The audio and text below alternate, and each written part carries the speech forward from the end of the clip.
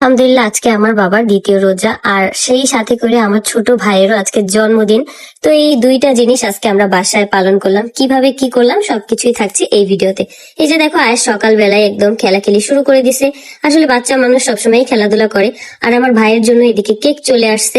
ফাতিহাস dream cake Mirpur page থেকে এই কেকগুলো আসছে। কেকগুলো কিন্তু অসম্ভব সুন্দর। যেই সকল আপুরা মিরপুরে আছে তারা কিন্তু চাইলে আপুর কাছে কেক অর্ডার করতে পারো। কেকগুলো কিন্তু অনেক মজা ছিল।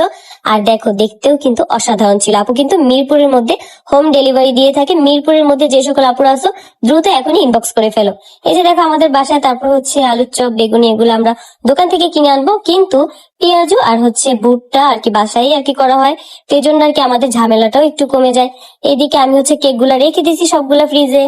এখন আমি যাব ইফতারের জন্য সবকিছু গোছাতে, যেহেতু আমাদের বাসায় আদার্স আর কেউ নাই।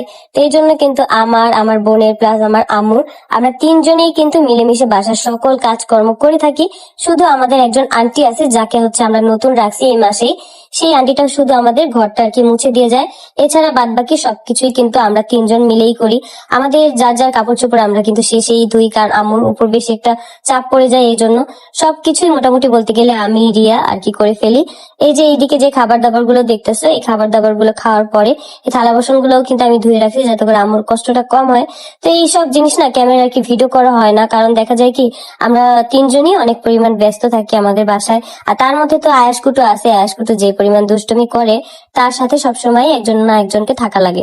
তো এইদিকে দেখো আমাদের আগেই সে ইফতার করে ফেলতেছিল।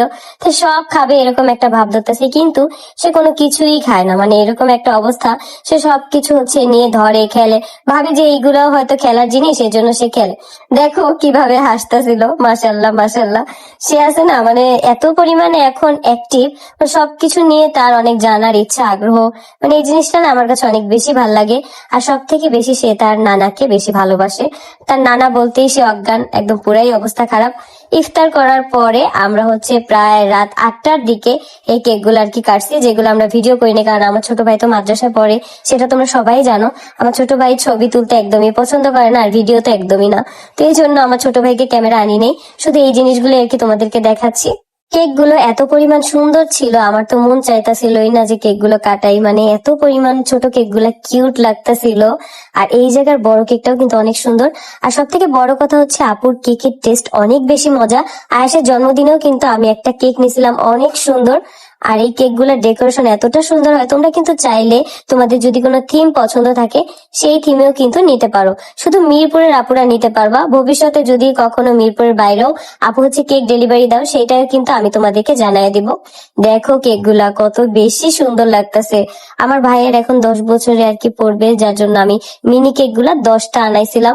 11টা কেক আনছিলাম, 10টা রাখছি, কারণ একটা ইয়ে খেয়ে ফেলছে আর আমি একটা বেশি আনাইছি, এই জন্যই যাতে করে ওর বয়সের আর কি মানে ঝামেলা না হয়, কম বেশি যাতে না হয়।